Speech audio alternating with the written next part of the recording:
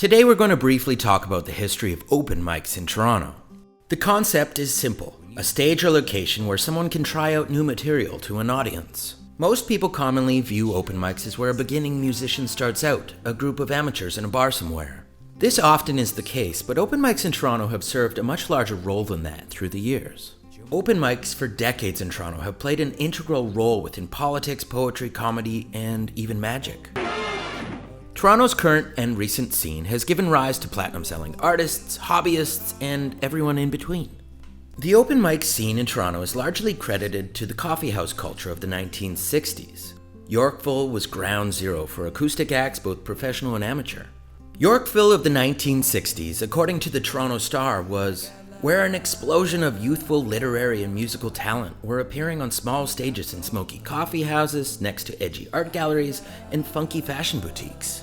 By the 1970s and 80s, Toronto was becoming more edgy, the streets were showing their age, and rock music was king. Venues such as Albert Hall and the second floor of the Brunswick House in the Annex, known for jazz and blues, would open their stage to newcomers, musical, theatrical, comedic, or political. Albert Hall played an important role within lesbian activism in the city. And in January of 1974, a group of women performing a comedy skit entitled "I Enjoy Being a Dyke" were arrested, seen as a pivotal moment within the Canadian gay rights movement. The 80s would see an influx around the city, primarily in bars and at schools. Many successful artists crediting these greatly to their success. The most famous open mic in Toronto? I'd argue was on the southeast corner of Queen and John.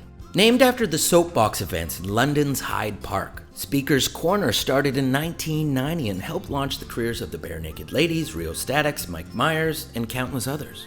Since the 90s, open mics have moved predominantly indoor to bars. The Gypsy Co-op on Queen West, the Cameron House, Now Lounge, the Big Bop, Holy Joe's, and countless others. Today's open mic scene in Toronto is vibrant, supportive, talented, non-talented, and elaborate.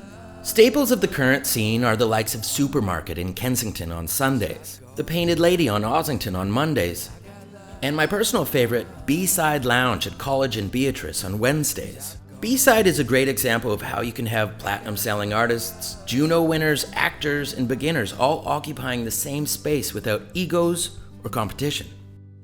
What's your favorite one? Let us know in the comments below. And, as always, keep on supporting local music.